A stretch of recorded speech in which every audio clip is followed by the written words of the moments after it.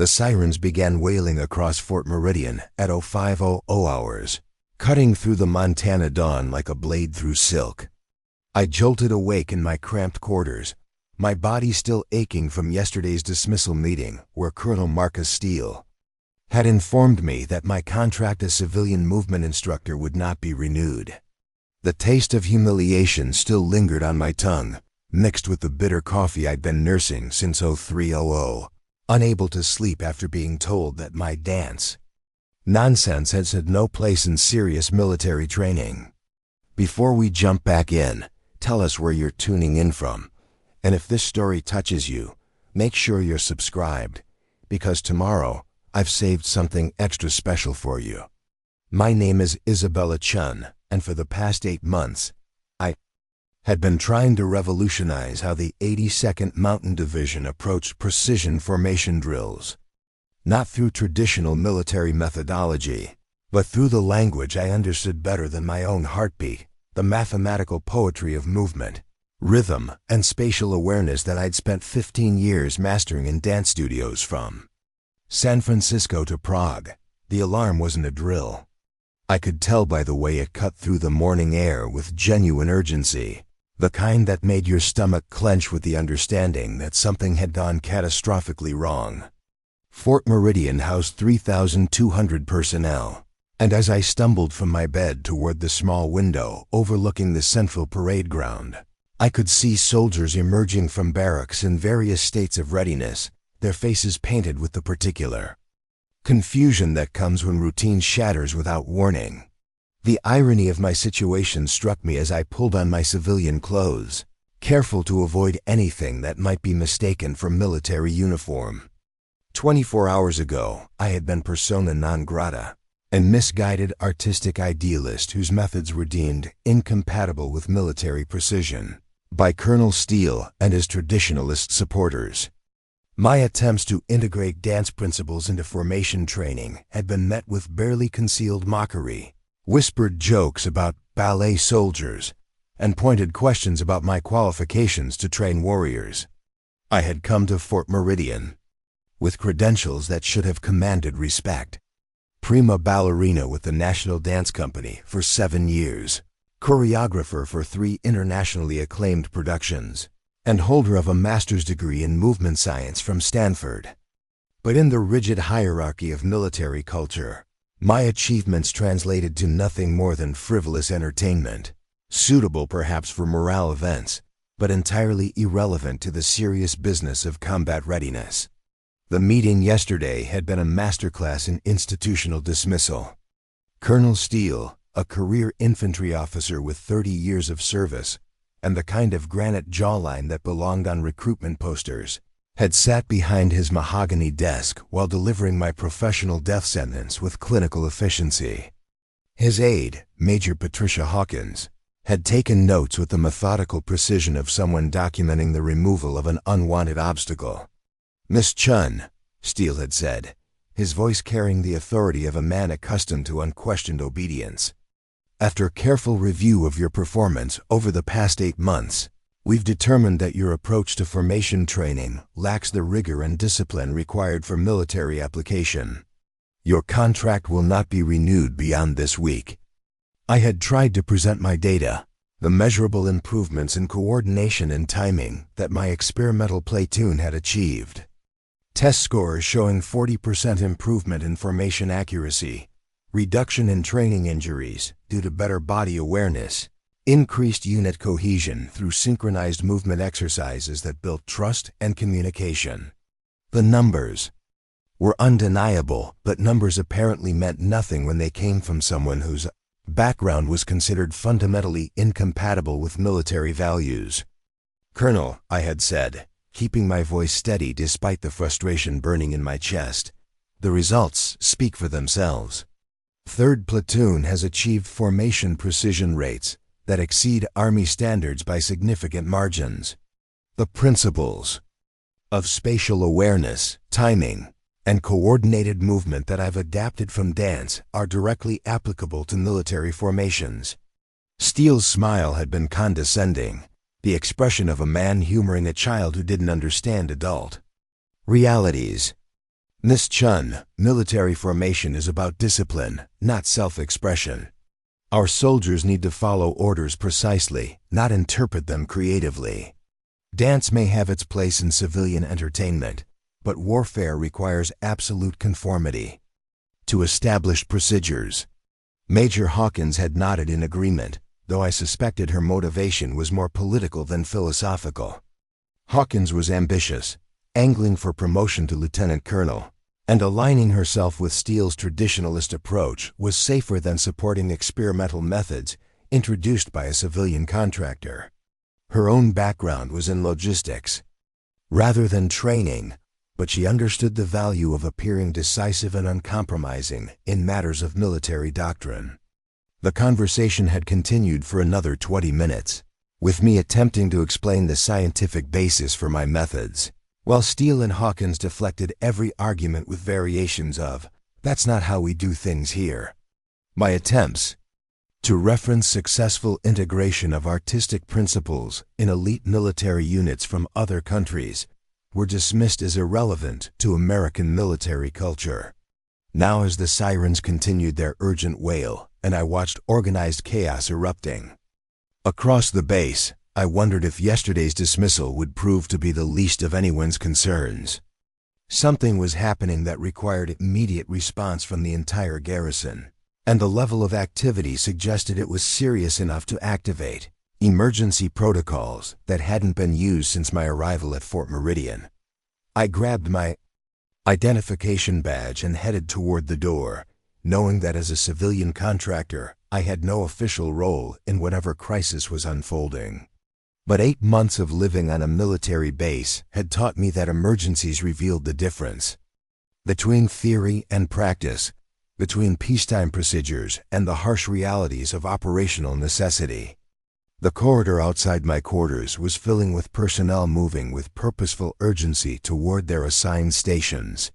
I recognized several members of 3rd Platoon, the experimental unit I had been working with, and their faces showed the kind of focused intensity that comes when training suddenly becomes reality. Sergeant Maria Santos spotted me as she passed, her expression brightening with recognition before clouding with concern. Santos was 3rd Platoon senior non-commissioned officer, a 12-year veteran whose initial skepticism about my methods had gradually transformed into grudging respect as she witnessed the improvements in her soldiers' performance. "Miss Chen," Santos called out, slowing her pace but not stopping. "You probably shouldn't be out here right now. There's been an incident, and the base is on lockdown protocols." I fell into step beside her, my curiosity overriding any concerns about protocol violations. "What kind of incident, Sergeant?" Santos glanced around, checking for officers who might object to her sharing information with a civilian. "Can't say much, but we've got a situation at the training complex. Something about a structural failure during the morning exercises. There are people trapped, and the rescue operation is complicated." My stomach clenched as I processed the implications. The training complex housed the elaborate obstacle courses and formation practice areas where soldiers prepared for the kind of precise coordination required in combat situations.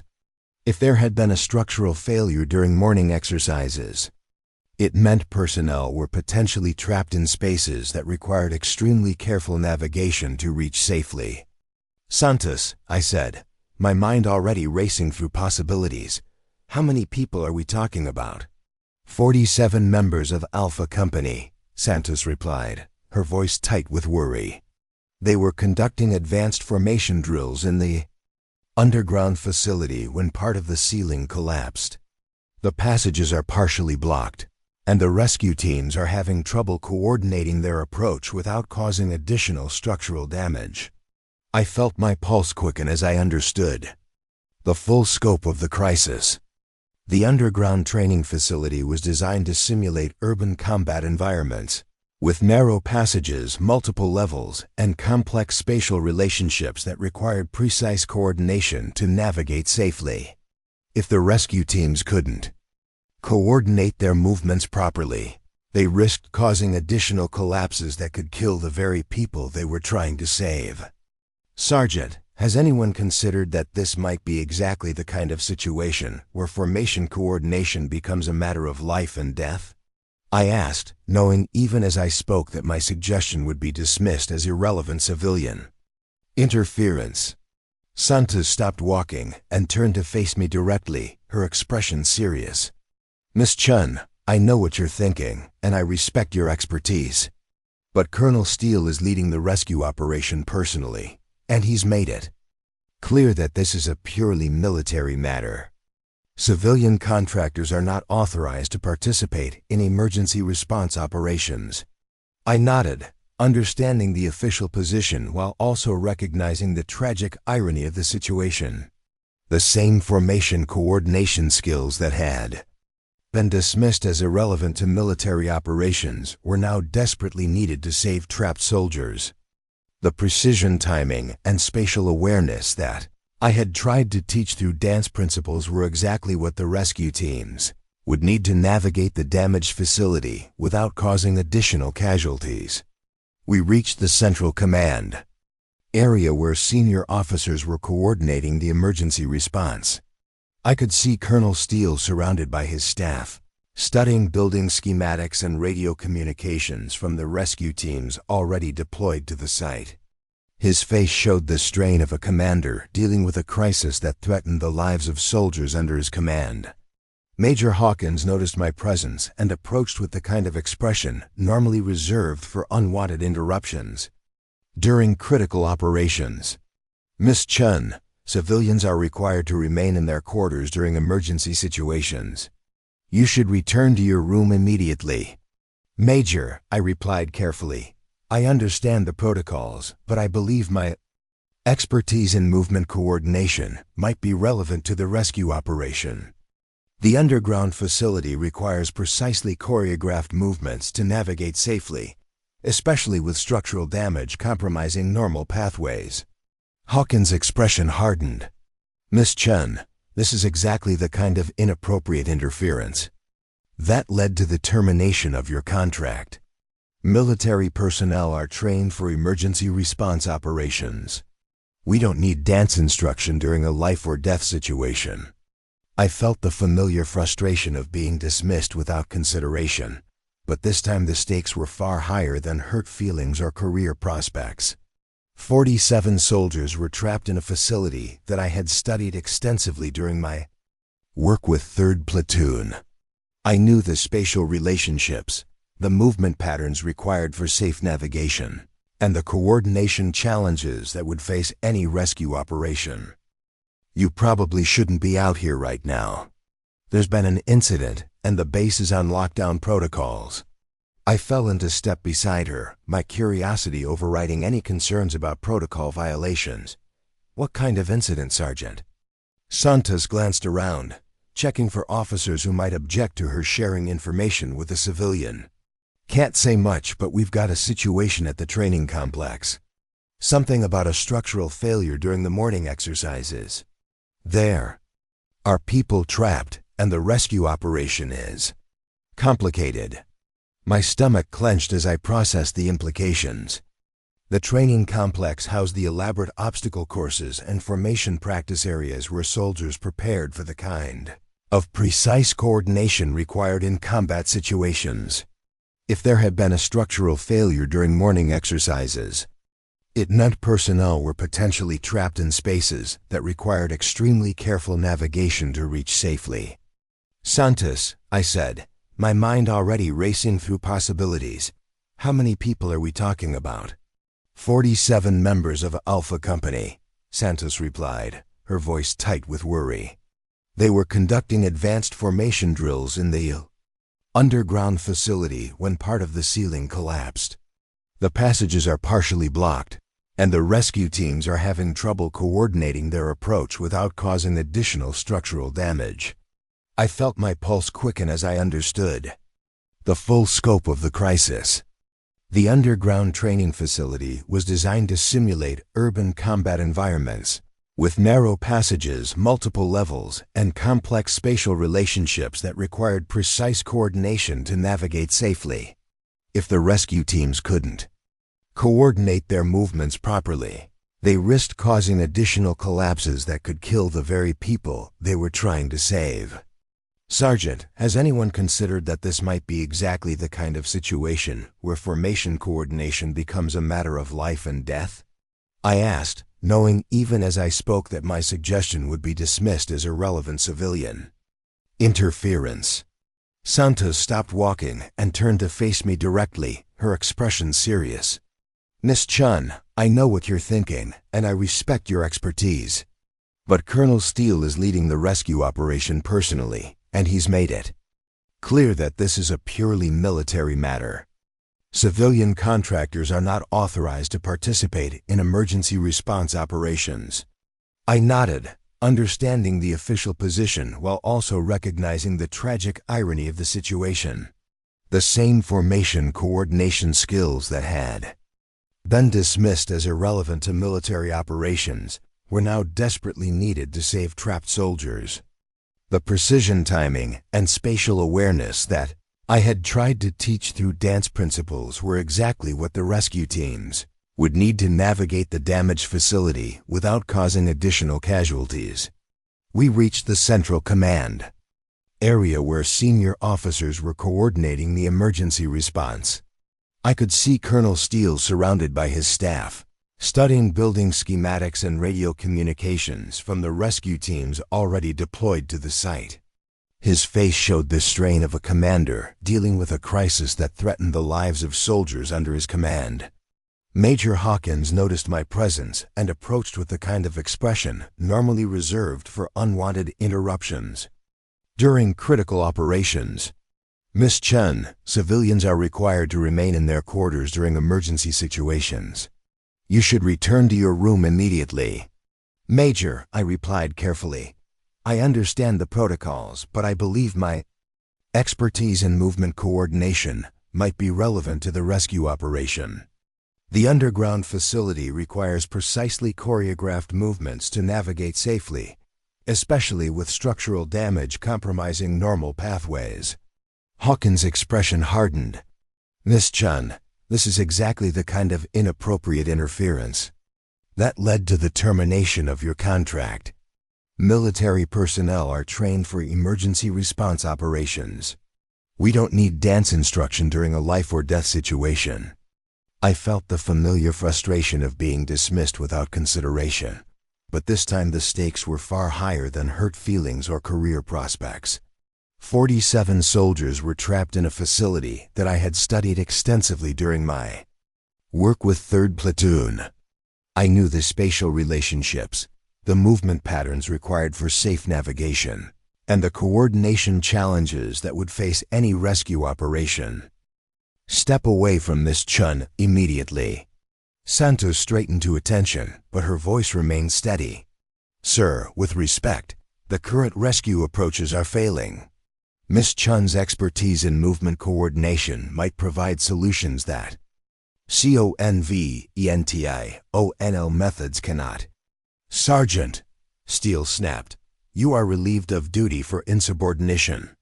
Miss Chen, you are trespassing in a restricted area during a military emergency. I'm having you escorted off the base immediately. The monitors behind us continued displaying the trapped soldiers, their thermal signatures growing weaker as time passed. I felt the familiar frustration of being dismissed without consideration, but this time the consequences would be measured in lives rather than professional setbacks. Colonel Steele, I said, keeping my voice level despite the adrenaline coursing through my system. I've been studying the spatial relationships in that facility for 8 months. The movement patterns required for safe navigation are precisely the kind of coordination challenges that dance principles can solve. Miss Chen, Steele's tone carried the condescension of a man explaining obvious facts to someone too stubborn to understand them. This is a structural engineering problem requiring military precision, not artistic interpretation. Your dance background is irrelevant to operational rescue procedures.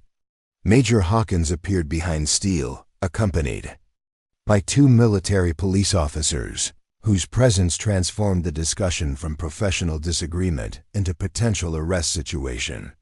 The cramped maintenance area suddenly felt claustrophobic, filled with the tension of institutional authority confronting unauthorized problem-solving. "Sir," Hawkins said, "Miss Chun's presence here violates multiple security protocols. She should be removed immediately to prevent further interference with rescue operations." I looked at the monitors showing the trapped soldiers, then back at the officers whose rigid adherence to protocol was preventing them from considering solutions that existed outside their conceptual framework. The irony was stark. The same movement expertise they had dismissed as frivolous entertainment was exactly what the rescue operation required. "Colonel," I said, knowing that my next words would either open possibilities or guarantee my immediate removal from the base. "Before you have me arrested, let me ask you one question. How many rescue teams have successfully navigated more than 50 meters into that facility?" Steele's expression darkened. "That information is classified and none of your concern." "The answer is 0, Santos interjected, her voice cutting through the institutional posturing. "Sir, every conventional approach has failed because we're treating this as an engineering problem when it's actually a coordination problem. Miss Chen understands movement in ways that could save those soldiers." "Sergeant Santos," Hawkins stepped forward, "you are already facing disciplinary action for insubordination. I suggest you remain silent before making your situation worse." The maintenance area fell silent except for the hum of monitoring equipment and the distant sounds of emergency operations continuing above us. I watched Steele's face, seeing the calculation behind his anger as he weighed the political risks of allowing civilian involvement against the operational reality of failed rescue attempts. "Colonel," I said quietly, "I'm not asking for official authorization or recognition. I'm asking for the chance to save 47 soldiers who are going to die because conventional methods aren't working." Before Steele could respond, one of the monitoring technicians called out from his station. "Sir, we're getting reports of additional structural failure in Sector 7. The trapped personnel in that area have approximately 2 hours before their space becomes completely inaccessible." The urgency in the technician's voice shifted the atmosphere in the maintenance area, reminding everyone present that institutional debates were secondary to the immediate crisis of people dying. While they argued about protocol, Steele stared at the monitors for a long moment, his jaw working as he processed information that contradicted everything he believed about military procedure and civilian expertise. I could see the internal struggle between his training, which demanded strict adherence to established protocols, and the desperate reality of a rescue operation that was failing with conventional methods. "Miss Chun," he said finally, his voice tight with reluctant recognition, "if I were to hypothetically allow you to consult on movement coordination, what exactly would you propose?" I felt a surge of hope mixed with the weight of enormous responsibility. This was the moment when theoretical expertise would either prove its worth or reveal its limitations under the most demanding circumstances possible. "Colonel, the facility requires what dancers call negative space choreography," I explained, moving to the monitors to trace optimal pathways through the damaged structure. Preparing and narrating this story took us a lot of time, so if you are enjoying it, subscribe to our channel. It means a lot to us. Now back to the story. Instead of focusing on where rescue teams need to go, we need to map the spaces they absolutely cannot disturb. Then we design movement sequences that minimize cumulative stress on the remaining support structures. "That sounds like theoretical." "Nonsense," Hawkins interjected, but Steele held up a hand to silence her. "Continue," he said, his attention now focused on the tactical possibilities rather than the institutional irregularities. "The key is treating the rescue teams as a single coordinated unit rather than individual operators," I continued. "Like dancers in a complex piece, each person's movement must be precisely timed to complement and support the others. The facility's structural vulnerabilities become the rhythm we have to work within." Santos stepped forward, her voice carrying the authority of someone who had witnessed the practical applications of my theoretical knowledge. "Sir, 3rd Platoon's formation accuracy improved 40% using Miss Chen's coordination methods. The same principles could work for rescue operations." Steele studied the monitor displays, his military mind processing the spatial challenges that had defeated 3 separate rescue attempts. I could see him beginning to understand that the problem required solutions that existed outside traditional military training. "The engineering teams have identified the structural weak points," I continued, pointing to specific areas on the monitors. "But they haven't mapped optimal movement patterns that avoid triggering cascading failures." That's exactly what dance choreography does. It solves complex spatial and timing problems through coordinated movement. "Colonel," the monitoring technician called out again, his voice more urgent. "We're showing increased settling in sectors 4 and 5. The window for successful rescue is narrowing rapidly." Steele's face showed the strain of a commander facing an impossible decision. Allow an unauthorized civilian to participate in a military rescue operation, violating protocols and risking his career, or continue with conventional methods that had already proven inadequate while soldiers died waiting for rescue. "Miss Chen," he said finally, "if I authorize your involvement in this operation, you understand that any failure will result in court-martial proceedings for everyone involved?" "Yes, sir," I replied without hesitation. "But if we don't try, failure is guaranteed." The maintenance area erupted into controlled activity as Steele made the decision that would define his career and potentially save 47 lives. Major. Hawkins' objections were overruled. Santos was reinstated to coordinate personnel, and I found myself with the opportunity to prove that movement expertise could translate into operational effectiveness under the most demanding circumstances imaginable. As we prepared to implement a rescue plan based on dance principles adapted for military emergency operations, I understood that the next few hours would determine not just the fate of the trapped soldiers, but the future acceptance of innovative approaches to traditional military challenges. The dance teacher they had dismissed as irrelevant was about to choreograph the most important performance of her life, with 47 lives hanging in balance of precise movement and perfect timing. The underground facility stretched before you was like a lethal puzzle, its damaged corridors demanding the kind of precise coordination that had defined my entire professional life. I stood at the entrance with 12 specially selected rescue personnel, each chosen for their ability to follow complex movement instructions under extreme pressure. "Listen carefully," I said, my voice steady despite the weight of 47 lives depending on our success. "We're going to move through this facility like a single organism. Every step, every breath, every shift in weight must be coordinated to avoid triggering additional collapses."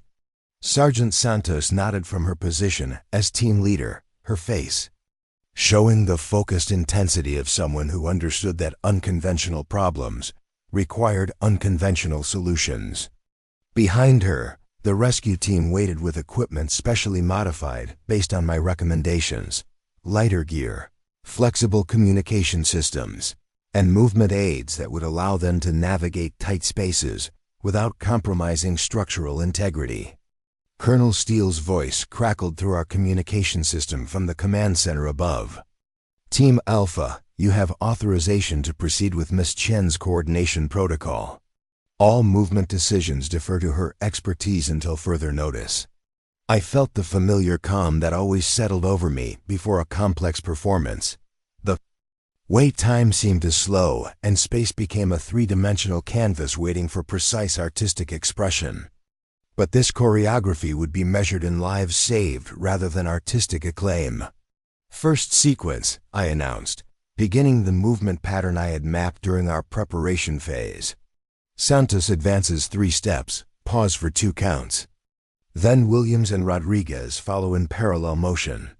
Chen and Martinez hold position until the first group reaches the support beam. The team moved with extraordinary precision, their military training adapting seamlessly to the rhythm and timing requirements of dance-based coordination.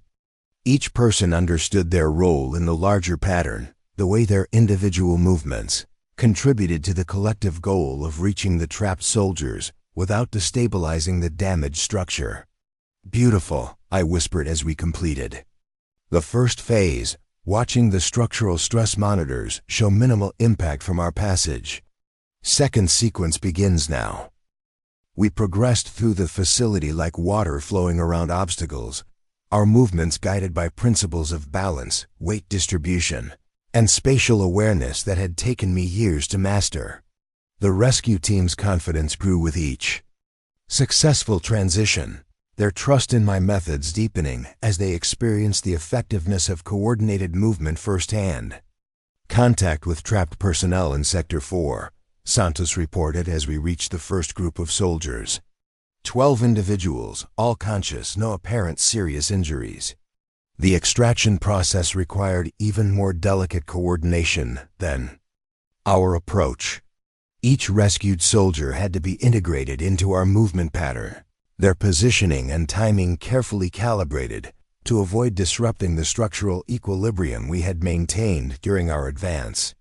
New formation, I called out, adjusting our choreography to accommodate the additional personnel. Rescued soldiers move in the center protected positions. Rescue team maintains perimeter spacing with modified step patterns to compensate for increased group size. 6 hours later, we emerged from the facility with all 47 trapped soldiers safely evacuated.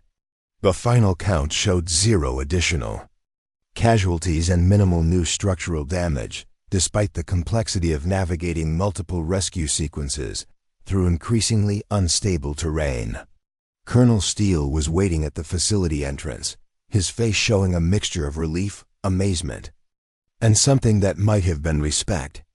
Behind him stood Major Hawkins, her expression carefully neutral as she processed the implications of what had just occurred. "Miss Chen," Steele said formally, "your coordination methods have achieved what 3 conventional rescue attempts could not. 47 soldiers are alive because of your expertise." The weeks that followed brought a whirlwind of attention that I had never expected or desired. Military analysts arrived from Washington to study our rescue operation, documenting every aspect of how dance principles had been adapted for emergency response procedures. My techniques were analyzed, tested, and eventually incorporated into official training protocols at bases across the country. The media attention was overwhelming. News crews wanted to interview the miracle dance teacher who had revolutionized military rescue operations. Academic journals requested articles about the integration of artistic movement principles into tactical applications. Universities offered research positions and consulting contracts that would have transformed my financial circumstances completely. But the recognition that mattered most came from the soldiers whose lives had been saved. They understood better than anyone the difference between theoretical knowledge and practical application under life or death pressure. Their gratitude was genuine and deeply personal, untainted by the political calculations that sometimes influenced official recognition. 3 months after the rescue operation, I received orders that surprised everyone, including myself. The Department of Defense had created a new position, Director of Advanced Movement Coordination, with responsibility for developing innovative training methods that integrated artistic principles into military applications. "Isabella," Colonel Steele said during our meeting to discuss the appointment, "I owe you an apology. My prejudices about civilian expertise nearly cost 47 lives. The military needs people who can think beyond traditional categories, who can find solutions in unexpected places." The transformation in institutional attitude was remarkable. Officers who had dismissed my methods as frivolous entertainment now sought my input on complex coordination challenges. Training programs were redesigned to incorporate movement principles that improved not just formation accuracy, but also unit cohesion and individual performance under stress. Major Hawkins, now Lieutenant Colonel Hawkins, had become one of my strongest supporters. Her political instincts had recognized the value of aligning herself with successful innovation rather than clinging to failed traditionalism. She oversaw the implementation of new training protocols with the same methodical precision she had once applied to opposing my methods. "Isabella," she said during one of our planning sessions, "your rescue operation changed how we think about expertise and professional boundaries. The military is stronger when we can recognize competence regardless of its source." 5 years later, I stood before a joint session of military and civilian leaders at the Pentagon, presenting research findings that had redefined emergency response procedures across multiple government agencies. My techniques had been adapted for disaster relief operations, urban search and rescue missions, and even space exploration programs where precise coordination was essential for crew safety. The briefing room was filled with generals, admirals, cabinet officials, and academic researchers, all gathered to hear how artistic movement principles could enhance operational effectiveness in high-stakes environments. But I still thought about that morning at Fort Meridian when institutional prejudice had nearly prevented innovative solutions from being considered. "Excellence can emerge from unexpected sources," I told the assembled officials. "Our responsibility as leaders is to recognize competence wherever it exists and to create environments where innovative thinking can flourish regardless of traditional professional boundaries." After the presentation, I was approached by Dr. Sarah Kim, a researcher from MIT who had been studying the broader implications of cross-disciplinary problem-solving in complex organizations. Her work focused on how artistic training could enhance scientific and technical performance, using my military applications as a case study. "Isabella," she said, "your story represents something larger than individual success.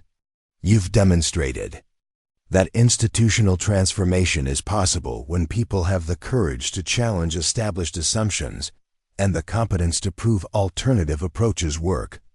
10 years later, the Isabella Chen Institute for Advanced Movement Studies operated on a sprawling campus in Virginia, training the next generation of specialists who would apply artistic principles to complex coordination challenges. Our graduates worked in fields ranging from emergency response to aerospace engineering, all unified by their understanding that movement, timing, and spatial awareness were universal principles that transcended traditional professional categories. The Institute's main building housed a memorial wall honoring the 47 soldiers, whose rescue had catalyzed everything that followed. Their names served as a constant reminder that innovation in service of others was the highest form of professional achievement. Former Sergeant Santos, now Colonel Santos, and the Institute's Director of Field Operations often brought visiting dignitaries to see the memorial. Her career had flourished after our rescue operation, her willingness to support unconventional solutions marking her as a leader capable of adapting to changing circumstances. "The soldiers on this wall were saved by someone the military had dismissed as irrelevant," Santos would tell visitors. "Their survival reminds us that expertise comes in many forms, and our job as leaders is to recognize and utilize competence wherever we find it." 15 years later, as I watched a new class of students practicing advanced coordination techniques in the Institute's main studio, I reflected on the journey that had brought me from dismissed civilian contractor to recognized expert in movement-based problem-solving. The path had been unexpected, demanding, and ultimately transformative, not just for my own career, but for institutional approaches to innovation and expertise.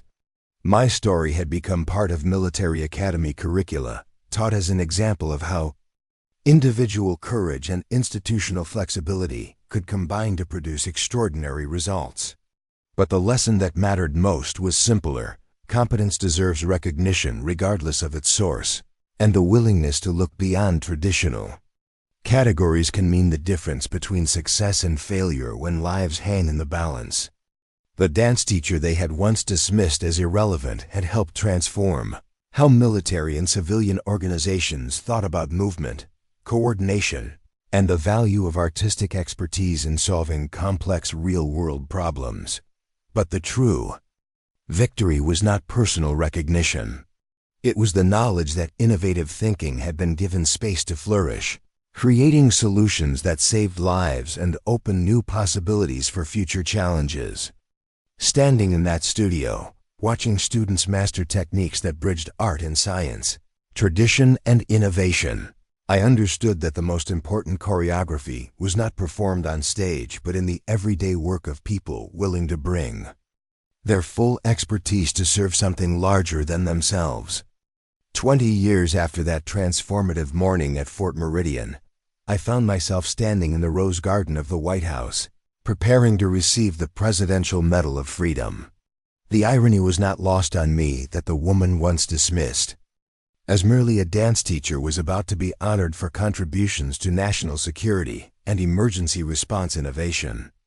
President Maria Rodriguez approached the podium with the kind of grace that came from understanding both the weight of ceremony and the substance behind it.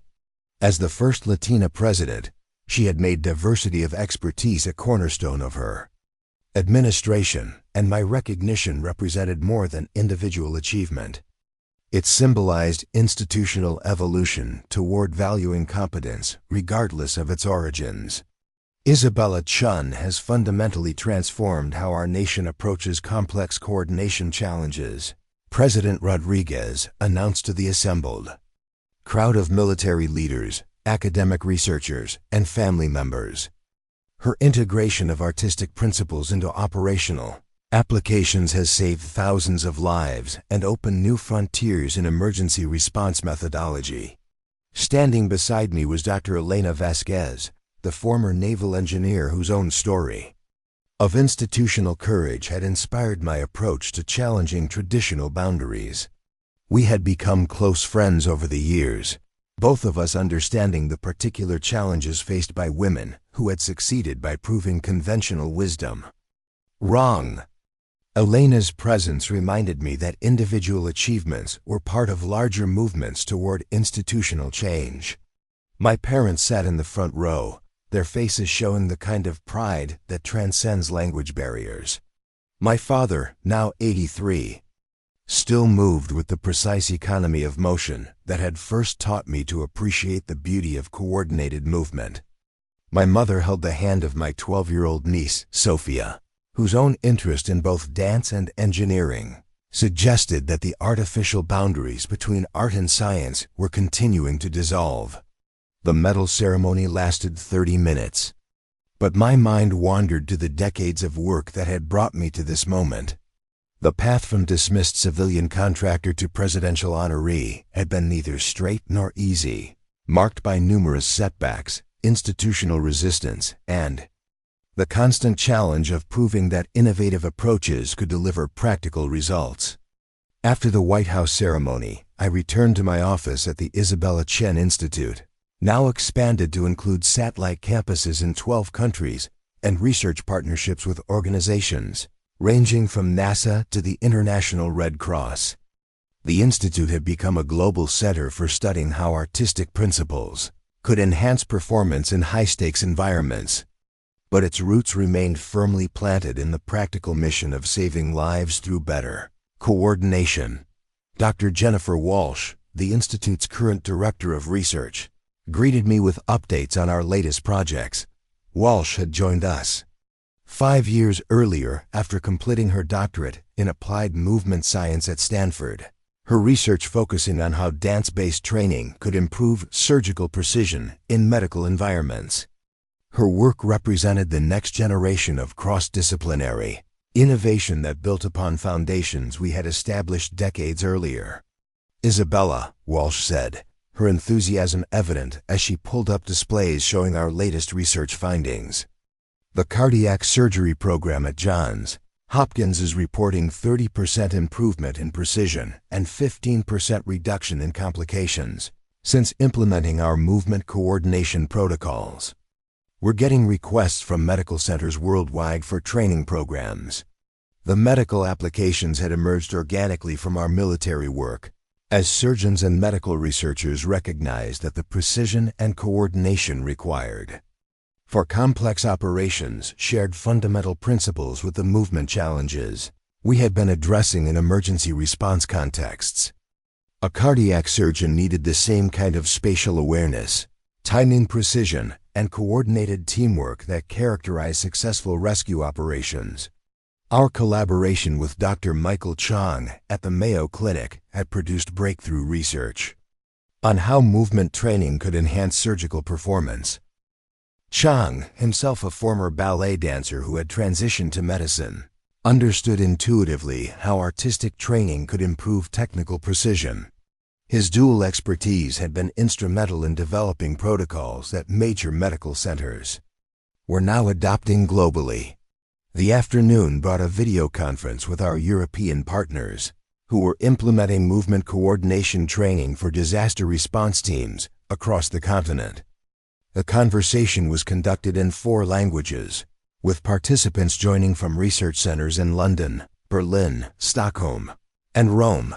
These international collaborations have become essential as we work to adapt our methods for different cultural contexts and operational environments.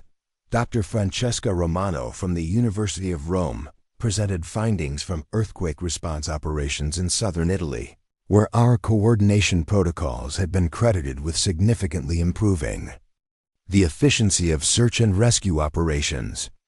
Her team had trained local emergency responders in movement techniques that allowed them to navigate unstable structures more safely while maintaining operational effectiveness under extreme pressure. The cultural adaptation challenges have been substantial, Romano explained through the video link. Italian emergency response culture emphasizes individual heroism and improvisation, which initially conflicted with the disciplined coordination requirements of your methods. But the results speak for themselves. Our trained teams are achieving better outcomes with lower casualty rates.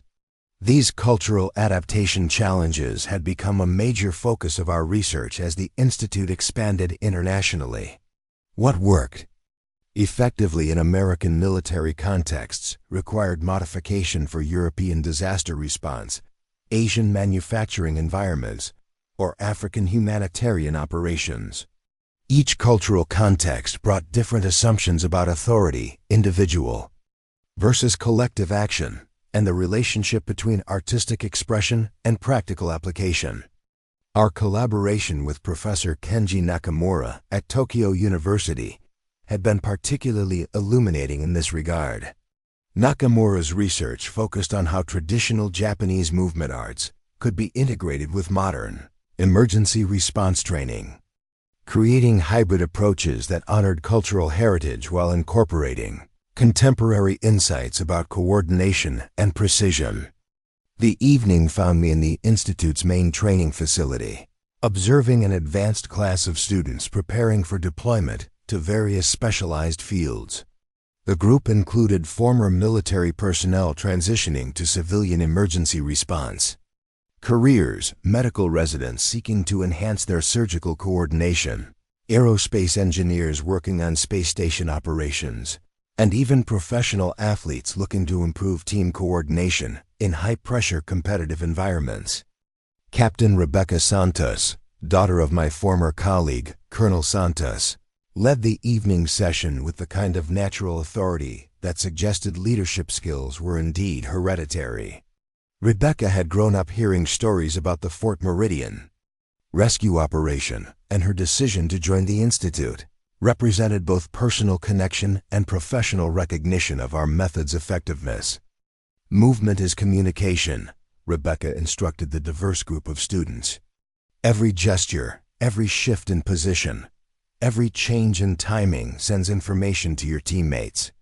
Your job is to ensure that communication is precise, intentional, and supportive of collective objectives. Watching these students practice complex coordination sequences, I reflected on how far our methods had evolved since those early days of adapting dance principles for military applications. What had begun as an emergency improvisation had developed into a sophisticated educational system with standardized curricula, certification programs, and ongoing research initiatives that continued to push boundaries. The diversity of our student body reflected the universal applicability of movement-based coordination training. Age ranges spanned from recent college graduates to mid-career professionals seeking specialized skills. Cultural backgrounds included representatives from 6 continents, and professional fields encompassed everything from astronaut training to symphony orchestra management. Dr. Lisa Park, our Director of International Programs, approached me as the evening session concluded. Park's background combined extensive experience in both dance performance and international development work, making her uniquely qualified to oversee our global expansion efforts. Her recent trip to Kenya had resulted in partnerships with local organizations working to improve emergency response capabilities in East Africa. Isabella, Park said, her voice carrying the excitement of someone who had witnessed our methods being adapted for completely new contexts.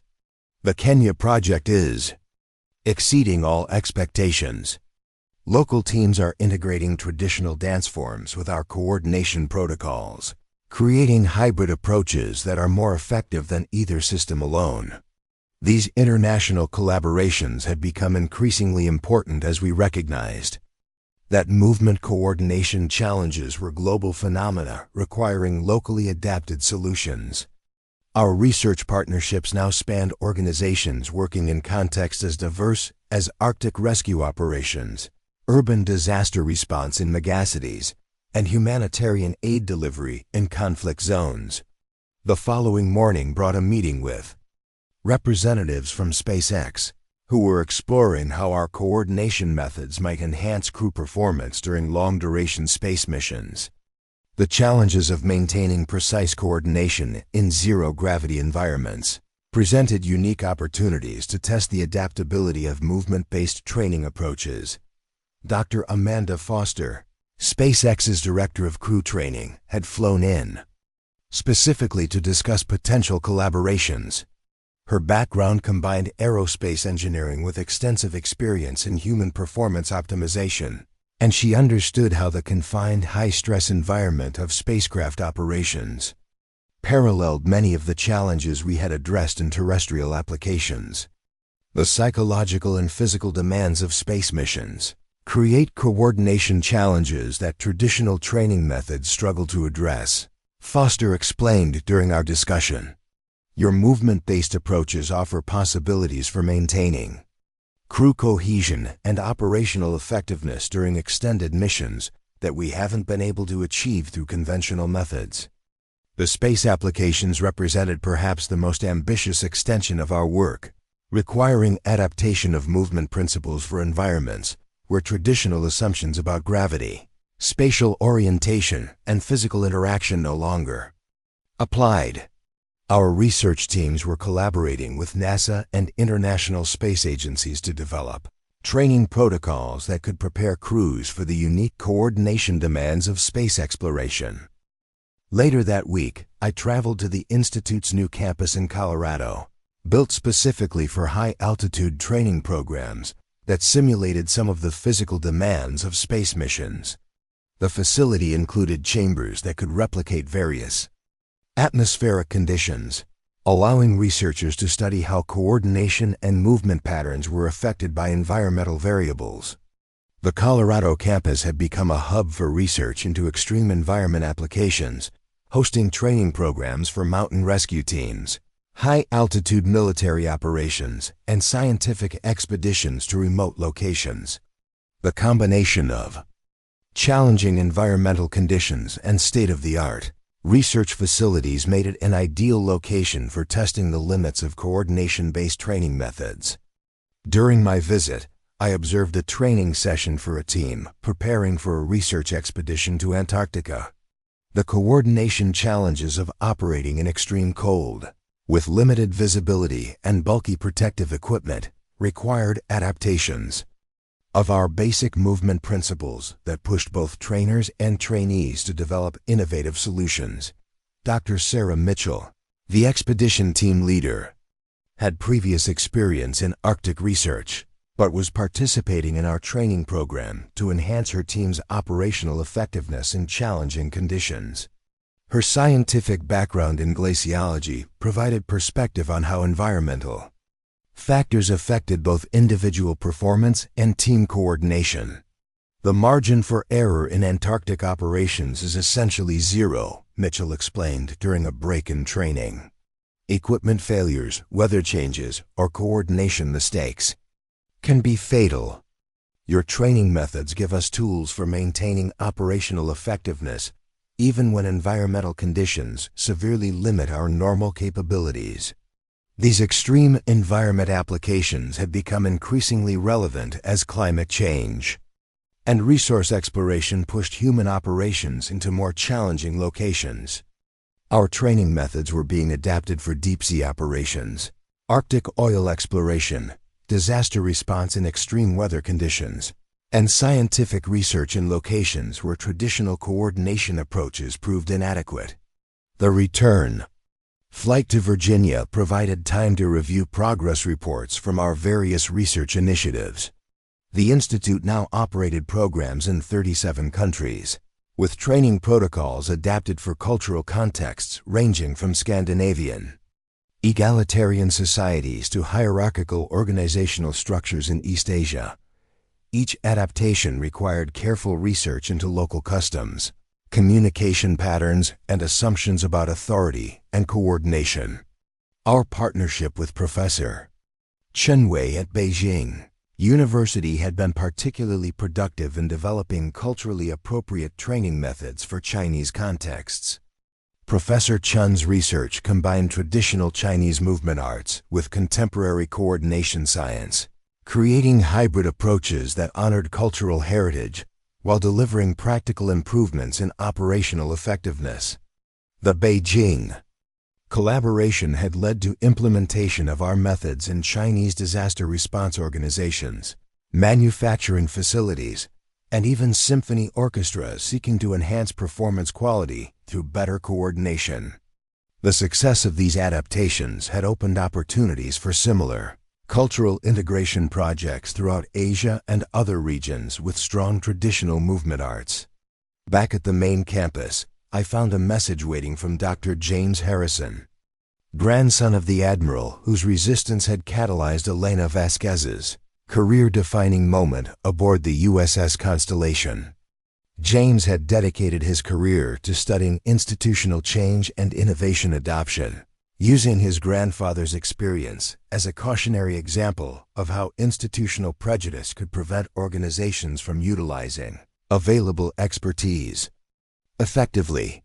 Isabella, his message read, I wanted to update you on the book project documenting institutional transformation in military and civilian organizations. Your story and Elena's provide powerful examples of how individual courage can catalyze broader organizational change. The publisher is interested in expanding the project to include international case studies. The book project represented an attempt to document the broader pattern of institutional evolution that our individual stories exemplified. James's research suggested that organizations worldwide were gradually becoming more receptive to expertise from non-traditional sources, though the pace of change varied significantly across different cultural and institutional contexts. His grandfather's legacy had become a complex one, serving simultaneously as an example of the institutional resistance that innovative thinkers often faced, and as a reminder that such resistance could be overcome through demonstrated competence and persistent advocacy for evidence-based approaches to complex challenges. The following months brought invitations to speak at conferences worldwide, each presenting opportunities to share our methods while learning from other innovators working to bridge traditional boundaries between disciplines. A symposium in Switzerland brought together researchers from fields as diverse as urban planning, conflict resolution, and ecological restoration, all exploring how movement and coordination principles could enhance their respective work. Dr. Maria Santos, Elena's former colleague, who had become a leading researcher in organizational psychology, presented findings on how movement-based training affected team dynamics in corporate environments. Her research documented significant improvements in communication, problem-solving, and conflict resolution among teams that had participated in coordination training programs. The physical experience of coordinated movement creates neural pathways that enhance cognitive collaboration, Santos explained to the assembled researchers. Teams that train together physically perform better intellectually, even in contexts that don't obviously require physical coordination. These cognitive benefits have become an increasingly important focus of our research as we work to understand the neurological mechanisms underlying the effectiveness of movement-based training. Collaboration with neuroscience researchers at Johns Hopkins and Stanford had revealed how coordination training affected brain function in ways that enhanced performance across multiple domains. The symposium also featured presentations from researchers working in completely different fields who had independently discovered similar principles. Dr. Yuki Tanaka from Kyoto University presented research on how traditional Japanese tea ceremony practices enhanced surgical precision among medical students. Dr. Amara Okafor from the University of Cape Town described how African traditional dance had been adapted to improve coordination in mining safety operations. These parallel discoveries suggested that the principles we had identified were universal aspects of human performance rather than novel innovations specific to our particular approach. The convergence of research from multiple cultural and professional contexts provided compelling evidence that movement-based coordination training addressed fundamental aspects of human cognitive and physical function. During the conference, I was approached by Dr. Elena Petrov, a researcher from Moscow, who had been developing similar methods for training cosmonauts in the Russian space program. Her work focused specifically on how traditional Russian folk dance could be adapted to prepare crews for the unique coordination challenges of space missions. Your institute's research validates approaches we have been developing independently, Petrov explained during our conversation. The Russian space program has long recognized that cultural movement traditions provide excellent preparation for operational coordination, but we lack the systematic research framework that your institute has developed. This conversation led to discussions about formal collaboration between our institute and the Russian space program, potentially creating the first truly international research initiative focused on movement-based training for space exploration. The political complexities of such collaboration would require careful navigation, but the scientific potential made the effort worthwhile. 6 months later, I found myself in Star City, Russia, observing cosmonauts training in programs that integrated traditional Russian movement arts with coordination protocols developed at our institute. The cultural adaptation process had required extensive consultation with specialists in Russian folk traditions, but the results demonstrated the universal applicability of movement-based training approaches. Colonel Alexei Volkov, the training program director, had initially been skeptical about incorporating civilian dance methods into cosmonaut preparation. His military background emphasized traditional discipline and standardized procedures, but the measurable improvements in crew coordination had convinced him of the method's value. Russian space program has always valued innovation, Volkov explained through a translator, but innovation must prove itself through results. Your methods have demonstrated practical value that justifies departure from traditional approaches. The success of the Russian collaboration opened possibilities for similar partnerships with space agencies worldwide. The European Space Agency expressed interest in developing culturally adapted training programs that incorporated movement traditions from member countries. The Indian Space Research Organization was exploring how classical Indian dance could enhance crew coordination for their expanding human spaceflight program. These international collaborations required careful attention to cultural sensitivities, while maintaining scientific rigor in evaluating effectiveness. Each cultural context brought different assumptions about individual versus collective identity, hierarchical versus egalitarian decision-making, and the relationship between artistic expression and practical application. The challenge of cultural adaptation became particularly complex when working with organizations that operated in multicultural environments. International humanitarian organizations, multinational corporations, and collaborative scientific projects required training approaches that could accommodate diverse cultural backgrounds within single operational teams. Our collaboration with Doctors Without Borders had presented exactly these challenges, as medical teams often included personnel from multiple countries, working in cultural contexts different from their own. The coordination demands of emergency medical operations required seamless teamwork among people who might have very different assumptions about communication, authority, and decision-making. Dr. Catherine Dubois, who directed the Doctors Without Borders training program, had worked with our institute to develop culturally adaptive coordination protocols that could function effectively regardless of team composition or operational context. Her experience in humanitarian medical operations provided practical insight into how cultural differences could either enhance or impair team effectiveness. Medical emergencies don't respect cultural boundaries, Dubois observed during one of our planning sessions. Teams must be able to coordinate effectively regardless of their cultural backgrounds, but they also must be able to adapt their approaches to local contexts.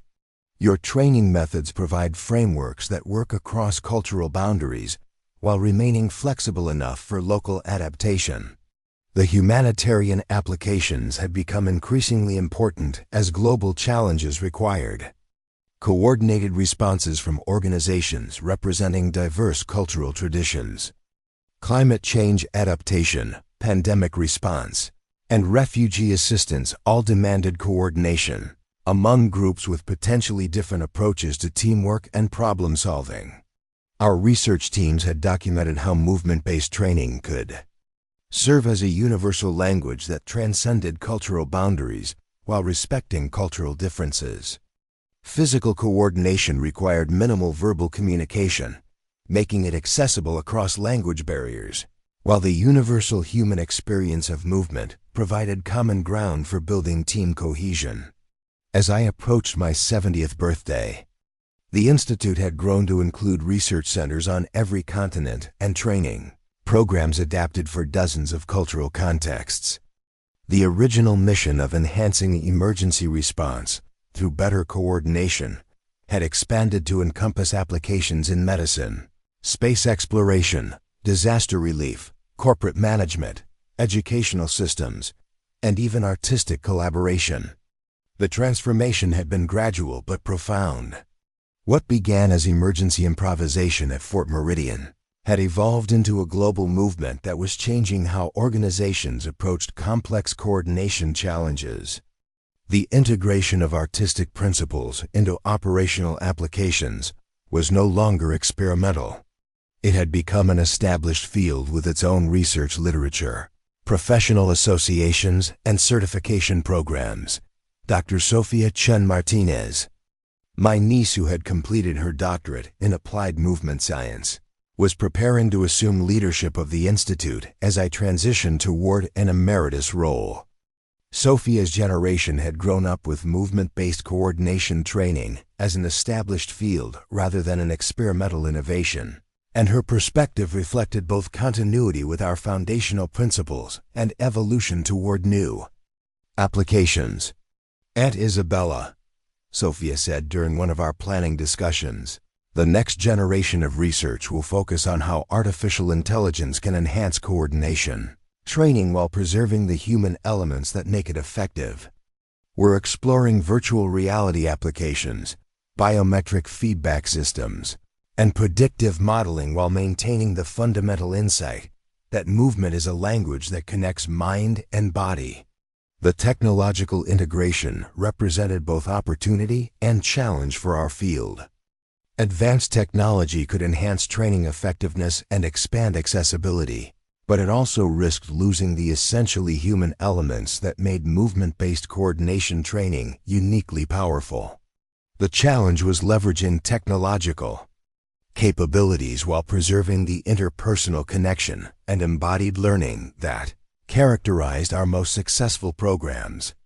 Our collaboration with technology companies had produced innovative training tools that could provide real-time feedback on coordination accuracy, predict optimal team compositions for specific tasks, and adapt training protocols based on individual learning patterns.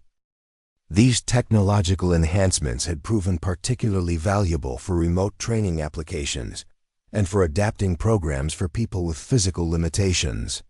The virtual reality applications developed in partnership with Stanford's Virtual Human Interaction Lab allowed people to experience coordinated movement training even when physical proximity was impossible. These systems had proven invaluable during the global pandemic that had temporarily suspended in-person training programs, but they also opened possibilities for reaching populations that couldn't access traditional training facilities. Dr. Rebecca Chen, Sophia's sister who had pursued a career in biomedical engineering, had developed biometric monitoring systems that could track coordination accuracy with unprecedented precision. Her research focused on understanding the physiological mechanisms underlying effective teamwork, providing scientific validation for training approaches that had originally been developed through practical experimentation. The data shows that coordinated movement training creates measurable changes in neural connectivity. Rebecca explained during a family dinner that had turned into an impromptu research discussion. People who participate in movement-based coordination training show enhanced activity in brain regions associated with empathy, spatial reasoning, and predictive modeling. We're literally rewiring brains to enhance collaboration. These neuroscience findings had attracted attention from educational researchers interested in how movement training could enhance academic performance. Preliminary studies suggested that students who participated in coordination training showed improvements in mathematics, science, and collaborative problem-solving that persisted long after the training concluded. The educational applications represented perhaps the most ambitious extension of our work, with potential implications for how societies prepared future generations for increasingly complex coordination challenges. Several school districts were piloting programs that integrated movement-based coordination training into regular curricula, treating it as a fundamental skill comparable to literacy or numeracy. As I prepared for my transition to emeritus status, I reflected on the journey that had brought me from dismissed civilian contractor to recognized expert in a field that hadn't existed when I first arrived at Fort Meridian. The path had been neither predictable nor easy, requiring constant adaptation to new challenges and opportunities that emerged as our methods proved their effectiveness in increasingly diverse contexts. The recognition I had received was gratifying, but the real satisfaction came from knowing that our work was saving lives and enhancing human capability in contexts ranging from emergency response to space exploration. The principles we had identified were being applied by thousands of practitioners worldwide, creating a global community united by shared commitment to enhancing coordination, collaboration through movement-based training. The final chapter of my active career was marked by the publication of a comprehensive textbook that documented our methods and their applications across multiple fields. The book represented collaboration among researchers from dozens of institutions worldwide, creating a definitive resource for practitioners and researchers working to advance the field. Dr. Elena Vasquez contributed the foreword, reflecting on the parallel journeys that had brought both of us from institutional outsiders to recognized experts. Her naval engineering background and my dance training had provided different perspectives on similar challenges, and our friendship had become a symbol of how diverse expertise could complement and strengthen each other. Isabella and I represent Different paths to the same destination, Elena wrote in her foreword. We both discovered that institutional resistance to innovation often reflects fear of change rather than objective assessment of effectiveness. Our stories demonstrate that persistence, competence, and willingness to prove oneself through results can overcome even deeply entrenched prejudices. The book launch events provided opportunities to reflect on how our field had evolved and to consider future directions for research and application. The audience at the Washington event included military leaders, medical professionals, space agency officials, humanitarian workers, and researchers from universities worldwide, demonstrating the broad impact that movement-based coordination training had achieved. During the question and answer session, a young military officer asked about advice for people working to introduce innovative approaches in resistant institutional environments. The question brought back memories of those early days at Fort Meridian, when my methods were dismissed as irrelevant to serious military operations. Innovation requires both competence and courage, I replied, thinking of all the people who had risked their careers to support experimental approaches. You must be absolutely certain that your methods work, and you must be willing to prove their effectiveness, even when institutional authority opposes you. But most importantly, you must remember that innovation is not about personal recognition. It's about serving something larger than yourself. The evening concluded with the announcement of the Isabella Chen Fellowship Program, which would provide funding for researchers working to develop innovative approaches to coordination, challenges in underserved communities worldwide. The fellowship represented my commitment to ensuring that our methods would continue evolving and expanding to serve people regardless of their economic circumstances or geographic location. As I looked out at the audience of researchers, practitioners, and supporters who had gathered to celebrate our field's evolution, I felt profound gratitude for the journey that had brought us all together. The dance teacher who had once been dismissed as irrelevant had helped create a global community dedicated to enhancing human capability through better coordination and collaboration.